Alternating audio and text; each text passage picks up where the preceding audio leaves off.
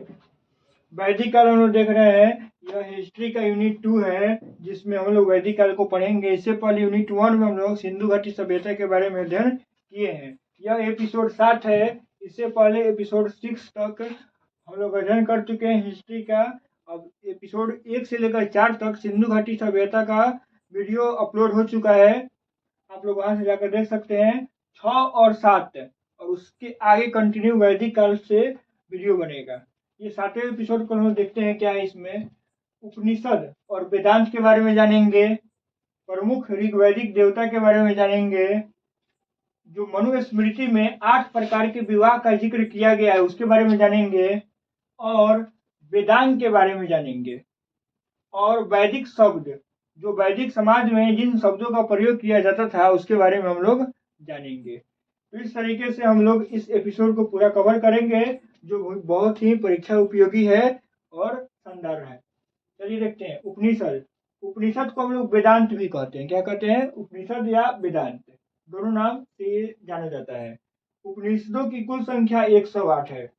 उपनिषदों की कुल संख्या 108 है, और भारतीय दर्शन के स्रोत किसे माना जाता है? तो उपनिषद को माना जाता है। भारतीय दर्शन के स्रोत या भारतीय दर्शन के पिता, दोनों क्वेश्चन आए तो क्या लगेगा? उपनिषद। फिर हम लोग आगे बढ़ते हैं, इसके अर्थ क्या है? तो उपनिषद का अर्थ क्या होता है? तो उपनिषद का अर्थ होता है गुरु के समीप बैठकर ज्ञान का अर्जन करना। गुरु के समीप, गुरु के पैर के पास बैठकर, पैर के समीप गुरु के पास बैठकर ज्ञान का अर्जन करना क्या होता है? उपनिषद का अर्थ होता है। फिर हम लोग देखते हैं जो 108 उपनिषद है उसमें से कुछ महत्वपूर्ण उपनिषद है जो परीक्षा उपयोगी है, जहां से क्वेश्चन बनते हैं। देखिए, एक है कौंठोपनिषद। कौंठोपनिषद में यम और नचिकेता का संवाद का वर्णन है। मतलब इसमें यम और नचिकेता का संवाद का वर्णन है। किसमें? तो कौंठोपनिषद में। मोक्ष के बारे में, मोह माया सांसारिक जनजीवन के बारे में इसमें वर्णन है। फिर हम लोग देखते हैं मुंडकोपनिषद। मुंडकोपनिषद में सत्यमेव जयते के बारे में है। मुंडक सत्यमेव जयते कहाँ से लिया गया है, किस उपनिषद से लिया गया है, यह प्रश्न बनता है। तो मुंडकोपनिषद से लिया गया है। और हमारे देश का, भारत का राष्ट्रीय वाक्य क्या है? सत्यमेव जयते। ये भी एक प्रश्न बनता है। अब हम लोग आगे देखते हैं बृहदरनायको उपनिषद। बृहदरनायको उपनिषद में अश्वमेध यज्ञ के बारे में जिक्र मिलता है। अश्वमेध यज्ञ के बारे में जिक्र कहाँ मिलता है? तो बृहदरनायको उपनिषद में। फिर हम देखते हैं 4 आश्रम। 4 आश्रम का जिक्र जबालो उपनिषद में मिलता है, और 3 आश्रम का जिक्र श्वेताश्वर में मिलता है। श्वेताश्वर में मिलता है मोक्ष का पहला उल्लेख। श्वेताश्वर में मिलता है मोक्ष का पहला उल्लेख। छंदोग्य उपनिषद में 3 आश्रम, जाबलोपनिषद में 4 आश्रम।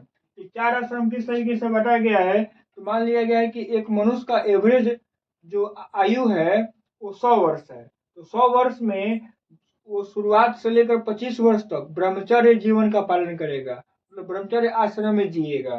फिर उसके बाद 25 से 50 के बीच में वो आपका गृहस्थ जीवन बिताएगा। शादी ब्याह होगा, जनजीवन, अपने बाल बच्चे का पालन लालन करेगा। यह हुआ क्या? तो यह हो गया ब्रह्मचर्य 0 से 25, और 25 के बाद गृहस्थ, और गृहस्थ के बाद आता है वानप्रस्थ। वानप्रस्थ में क्या होगा? 50 से 75 वर्ष। फिर वानप्रस्थ करने के बाद संन्यास। संन्यास मतलब कि जीवन सब संन्यास ले लेना, मोह माया को छोड़कर, 75 से 100 वर्ष। इस तरीके से हम देखते हैं 4 आश्रमों के बारे में। फिर आगे देखते हैं कि राजा की उत्पत्ति का सिद्धांत कहाँ से देखने को मिलता है? तो ये अत्रेय ब्राह्मण से देखने को मिलता है। अत्रेय ब्राह्मण किसका ब्राह्मण ग्रंथ है? तो ये ऋग्वेद का ब्राह्मण ग्रंथ है, जो हम पिछले वीडियो में समझ चुके हैं, देख चुके हैं। यहाँ पे आगे बढ़ते हैं अगला टॉपिक पे, प्रमुख ऋग्वैदिक देवता के बारे में देखिए। तो प्रमुख ऋग्वैदिक देवताओं को 3 आधार पे बांटा गया है। पृथ्वी के देवता, आकाश के देवता, अंतरिक्ष के देवता। पृथ्वी के देवता में 4 प्रमुख देवता हैं, पृथ्वी, बृहस्पति, अग्नि, सोम। उसी प्रकार से आकाश के 4 देवता प्रमुख हैं, वरुण, पूषण, सूर्य, विष्णु। फिर उसके बाद हम लोग देखते हैं यहाँ पे एक बार समझ लिया जाए कि सोम जो है वनस्पति के देवता है, पेड़ पौधों के देवता कौन है, तो सोम है। फिर हम लोग देखते हैं अंतरिक्ष के, तो अंतरिक्ष में रुद्र है जो शंकर भगवान का नाम है, वायु देवता है और इंद्र देवता है। ये 3 कैटेगरी में देवताओं को बांटा गया ऋग वैदिक समाज में। अब हम लोग एक और यहाँ से महत्वपूर्ण तथ्य को देखते हैं जो बहुत ही परीक्षा में आता है कि अग्नि इस ऋग्वैदिक समाज में सबसे प्रमुख देवता कौन है, तो इंद्र है, क्योंकि ऋग्वेद में इनके लिए 250 बार उल्लेख किया गया है। तो सबसे नंबर 1 में कौन देवता हो गए, तो इंद्र, और 2 नंबर में हो गए अग्नि, क्योंकि अग्नि के लिए 200 बार उल्लेख किया गया है। तो 250 बार इंद्र, 200 बार अग्नि, और सोम के लिए 144। इस तरीके से इनका स्थान तीसरा है, पहला स्थान इंद्र का, दूसरा स्थान अग्नि का, तीसरा स्थान सोम देवता का। फिर हम लोग आगे बढ़ते हैं और देखते हैं एक अगला पॉइंट कि मनु स्मृति में 8 विवाह के उल्लेख किया गया, 8 प्रकार के विवाह का उल्लेख किया गया है मनु स्मृति में। देखते हैं हम लोग 8 विवाह क्या होता था। तो यहाँ पे लिखा हुआ है ब्रह्म विवाह। ब्रह्म विवाह, ब्रह्म विवाह में क्या होता था कि समान जाति में दहेज के साथ जो विवाह होता था उसे कहते थे ब्रह्म विवाह। मतलब एक ही जाति का वर हो और दूसरे ही उसी जाति की वधु हो, तो दोनों के बीच में जो विवाह होता था लेकिन उसमें दहेज लिया जाता था, तो होता था ब्रह्म विवाह। फिर दूसरा था दैव विवाह। दैव विवाह में क्या था कि पंडित के साथ किसी कन्या का शादी हो जाए, ऋषि महर्षि के साथ, मुनियों के साथ शादी हो जाए, या पुरोहितों के साथ शादी हो जाए, तो उसे कहते थे दैव विवाह। फिर हम लोग देखते हैं आर्ष विवाह। आर्ष विवाह में क्या होता था, इसमें वर पक्ष को, कन्या पक्ष को, लड़का पक्ष को लड़की वाले को एक जोड़ा गाय देना होता था। उल्टा हम लोग क्या देखते हैं, लड़की वाले लड़के वाले का दहेज देते हैं, लेकिन यहाँ पे क्या दिखाया जा रहा है कि नहीं, लड़का पक्ष लड़की वाले पक्ष को एक जोड़ा गाय देता था, उसमें कहते थे आर्ष विवाह। फिर एक आता है प्रजापत्य विवाह। प्रजापत्य विवाह में क्या था कि बिना दहेज का विवाह, dowry, D for dowry, dowry मतलब दहेज, बिना दहेज का विवाह वाले को क्या कहते थे, प्रजापत्य विवाह। फिर एक आता है गंधर्व विवाह। गंधर्व विवाह जैसा कि आजकल का जो लव मैरिज है उस तरीके का विवाह को पहले क्या कहते थे, गंधर्व विवाह। फिर हम लोग देखते हैं छठा है असुर विवाह। असुर विवाह में क्या होता था कि क्रय, मतलब लड़की को, कन्या को लोग बाजार में खरीदते थे और खरीद कर ले जाकर शादी करते थे, तो था असुर विवाह। नाम से ही क्लियर है, असुर विवाह। फिर हम देखिए राक्षस विवाह। तो राक्षस विवाह में क्या होता था, अपहरण करके, बलपूर्वक किसी कन्या को अपहरण करके उठा कर ले जाकर शादी करना, क्या कहलाता था, राक्षस विवाह। फिर लास्ट आता है 8वां विवाह, जिसे हम लोग कहते हैं 50 विवाह। मतलब समझिए क्या है 50 विवाह। 50 विवाह मतलब जैसे कहा जाता है कि 50 विवाह में क्या होता था, तो ये 50 विवाह क्या होता था कि इसमें अपहरण करके इस थोड़ा सा और ज्यादा टप जाते थे। क्या करते थे, जैसे किसी लड़की को नशा देकर या सोए हुई अवस्था से उठाकर ले जाकर जबरदस्ती शादी करना, वो क्या कहलाता था, 50 विवाह। तो इस प्रकार से हम लोग 8 प्रकार के विवाहों को देख लिए जो मनुस्मृति में इसका जिक्र है। फिर हम लोग आते हैं इस टॉपिक पे, अगला टॉपिक पे जो है वेदांग। वेदांग की संख्या 6 है, कंफ्यूजन नहीं होना है। वेद की संख्या 4 है, उपनिषदों की संख्या 108 है, पुराणों की संख्या 18 है, और वेदांग की संख्या 6 है। वेद की संख्या 4 और वेदांग की संख्या 6। याद करने का एक मेरे पास फॉर्मूला है, वेद कहने का मतलब 1 और 2, 2 टर्म आया, 2 से 2 गुना कर दिए, 4 है। वेद की संख्या कितनी है, 4 है। और उसी तरीके से वेदांग 3 3 3 3 दूनी 6। इस तरीके से याद रहेगा कि वेदांग कितने हैं, 6 है, और वेद कितने हैं, 4 है। आगे बढ़ते हैं, कौन 6 वेदांग है, तो शिक्षा है, कल्पसूत्र है, व्याकरण है, निरुक्त है, छंद है, ज्योतिषी है। ये 6 को क्या कहते हैं, वेदांग कहते हैं। शिक्षा में हम लोग ध्वनि शास्त्र का अध्ययन करते हैं, और ध्वनि शास्त्र के जो रचनाकार हैं वो है शौनक, ये हम लोग देख लेंगे।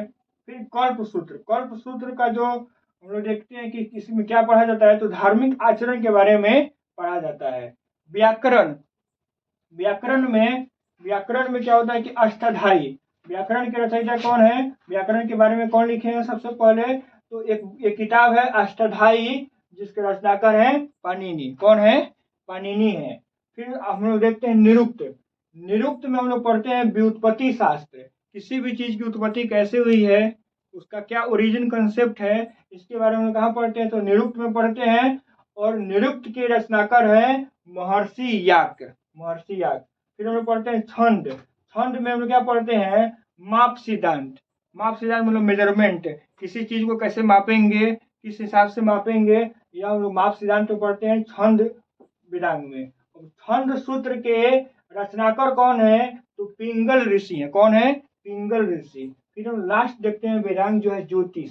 ज्योतिष के में क्या पढ़ते हैं, तो खगोल विज्ञान के बारे में अध्ययन किया जाता है। इस प्रकार से हमारे यहाँ 6 का 6 वेदांग यहाँ पे कंप्लीट हुआ। और शॉर्ट वीडियो जो फेसबुक पे डाला जाता है प्रथम पढ़ने टीम्स पे, उसमें हम इसका महाजादू लेके आएंगे, जिससे आप आसानी से बहुत ही सरल तरीके से आप इसको याद कर सकते हैं। लास्ट देखते हैं हम लोग वैदिक शब्द। वैदिक शब्द जो बहुत ही फेमस थे उस समय, आज का उसका नाम क्या है और उस समय उसको क्या कहा जाता था। देखिए, कृष्ण अयस को लोहा कहा जाता था। लोहा का नाम पहले क्या था, कृष्ण अयस। उसी प्रकार से ऋण को कुशीद कहा जाता था। जो ऋण देता था, लोन देता था, कर्जा देता था, ऋणदाता, ऋणदाता को कहा जाता था कुशीदीन। क्या कहा जाता था, कुशीदीन। उसी प्रकार से बढ़ई के लिए ऋग वैदिक समाज में तक्षा कहा जाता था, तक्षा।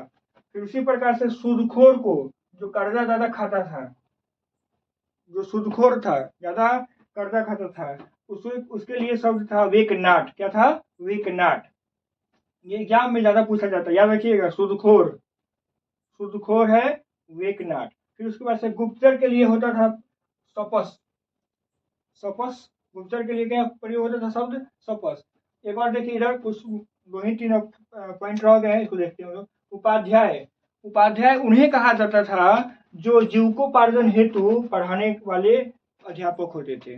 जो शिक्षक जो पैसा लेकर शिक्षा बांटते थे, उन्हें उपाध्याय कहा जाता था। जैसे आजकल के जो टीचर है, ट्यूशन है, वो जिस तरीके से चलता था, उसी तरीके से कौन है, उपाध्याय। उन्हें क्या कहा जाता था, वैदिक समाज में उपाध्याय कहा जाता था। आजकल ये उपाध्याय एक जाति का टाइटल भी है।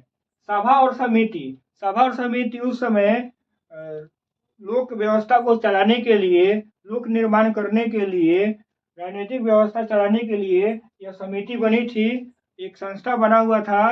जैसे आजकल लोकसभा और राज्यसभा हमारे देश में है। लोकसभा का मतलब होता है कि लोकसभा लोगों का प्रतिनिधित्व करता है, जबकि राज्यसभा राज्यों का प्रतिनिधित्व करता है। उसी प्रकार से उस समय समिति जो थी जनसाधारण लोगों के लिए थी, और इसमें आम जनता भाग ले सकती थी।